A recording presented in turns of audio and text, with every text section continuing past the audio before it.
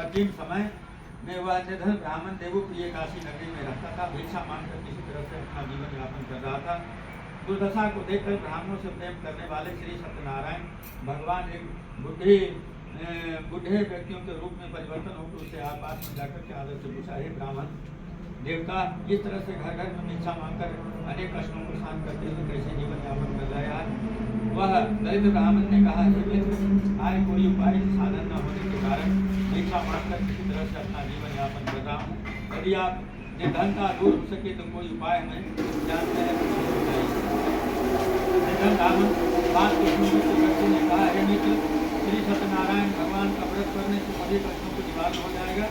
श्री सत्यनारायण भगवान का पूरा आराधना करने से तुम्हारी सब मनोकामनाएं को पूर्ण होगी। तुम्हारे घर में धन धनवान की वर्षा होगी। ब्राह्मण को व्रत को वह करने से सभी विधि को बता करके ब्राह्मण सत्यनारायण भगवान आगे की ओर चल दिए। कुछ दूर चल करके अंतर ध्यान हो गई। निर्धन ब्राह्मण बुढ़े व्यक्तियों के द्वारा बताए गए व्रत निश्चय किया। उस रात को उसे नींद नहीं आई। वह व्रत करने के बारे में सोचता नहीं।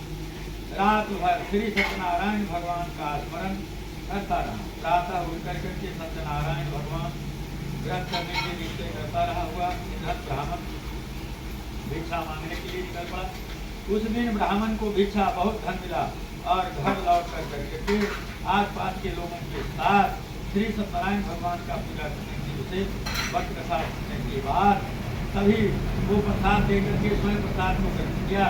कुछ ही दिनों में ब्राह्मण निर्धनता दूर हो गए। उसके घर में धन धनमान का वर्षा होने लगी।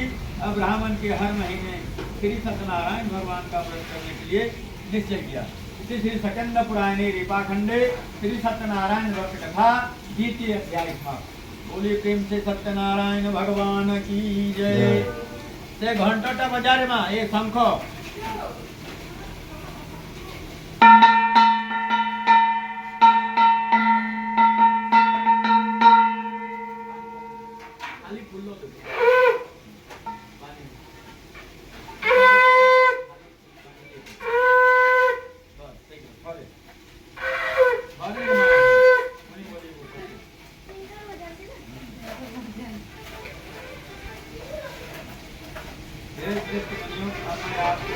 लोगों की कथा को सुना रहा हूँ जिन्होंने पूज्य ब्राह्मण से नारायण भगवान कथा को सुनकर व्रत किया।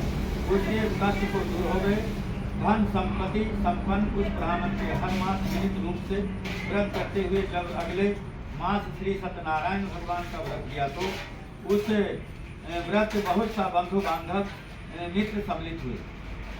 उसी समय जंगल में लकड़ियां काट कर करने वाला बुढ़ा लकड़हारा वहां से गुजर रहा था। उसे बहुत तीव्र प्यास लगा। जिसे आप लोग आए हैं बंधु बांधव मित्र हैं, उसे प्यास लगा तो प्यास लगने अंत में जल पीने की इच्छा से बुढ़े लकड़हारे लकड़ियों के गड्ढे को लेकर जमीन में रखा और घर के आंगन में पहुंच करके ब्राह्मण से पूछा, है ब्राह्मण देवता, इसका पूजन को कर रहे हैं, इस व्रत को करने से क्या लाभ होता है, कृपा करके मुझे बताइए। बुढ़े लकड़हारे की बात को सुनकर करके उस ब्राह्मण ने कहा, अपने बंधु बांधवों और परिस्थितियों के साथ श्री सत्यनारायण भगवान का पूजा कर रहा हूँ। इस व्रत को करने से श्री सत्यनारायण भगवान का अनुकंप से निर्धनता नष्ट होती है और संसार के दुखों से मुक्ति मिलती है।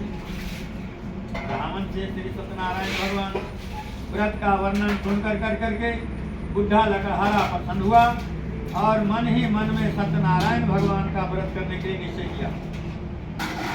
चलते हुए लकड़हारे ने मन में सोचा, आज लकड़ियों को जो बेचने से जो धन मिलेगा उसी धन से मैं श्री सत्यनारायण भगवान का पूजन को मैं करूंगा।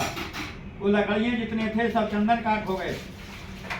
लकड़ियाँ जितने थे सब चंदन काठ हो गए, दुगना मूल्य में बिक्री हुई। शंकर आशीर्वाद से सब है। तो प्रसन्न होकर के लकड़हारे उस रुपयों से केले, घी, दूध, दही, गेहूं, आटा और शक्कर खरीदा। लौटकर लकड़हारे ने देवप्रिय काशी नगरी में श्री सत्यनारायण भगवान का पूजा की और उस पूजा से उस परिवार से आसपास के लोगों को सम्मिलित हुए। श्री सत्यनारायण भगवान की पूजा व्रत कथा सुनने के बाद लकड़हारे ने प्रसाद बांटकर स्वयं प्रसाद को ग्रहण किया। सत्यनारायण भगवान का अनुकंपन से लकड़हारे के घर में धन धनवान की वर्षा होने लगी। उनकी निर्धनता दूर हो गए और श्री सत्यनारायण भगवान का पूजा करते हुए लकड़हारा आनंद पूर्वक जीवन यापन करता हुआ अंत में